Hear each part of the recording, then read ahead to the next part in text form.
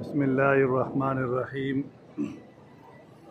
یہ مکہ کا شہر طائف ہے اور طائف کے اندر یہ مسجد عبداللہ بن عباس رضی اللہ تعالی عنہ جو رسول اللہ صلی اللہ علیہ وسلم کے چچا زاد بھائی ہیں، حضرت عباس رضی اللہ تعالی عنہ آپ صلی اللہ علیہ وسلم کے چچا ہیں، ان کے یہ بیٹے تھے عبداللہ بن عباس، ان کے نام پر یہ مسجد بنی ہوئی ہے، جن کی حدیث کے کتابوں میں حدیثیں بھی آتی ہیں، ان سے روایات بھی ہیں۔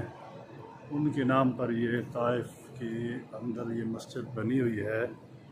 ماشاءاللہ بہت ہی خوبصورت مسجد اور بہت ہی بڑی مسجد ہے۔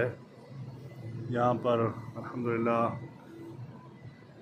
اللہ پاک نے توفیق دی ہے اور یہاں پہ طائف میں آئے ہیں اور یہاں پہ ایک نفل ادا کیے ہیں، اور اللہ تبارک و تعالی صحابہ رضی اللہ تعالی عنہم اجمعین کی یہ قربانیاں اور صحابہ کا یہاں آنا اور دعوت کی نیت سے آنا، صحابہ رضی اللہ تعالی عنہم اجمعین جب بھی مکہ چھوڑ کے گئے، مدینہ چھوڑ کے گئے تو دعوت کی نیت سے چھوڑ کے گئے ہیں۔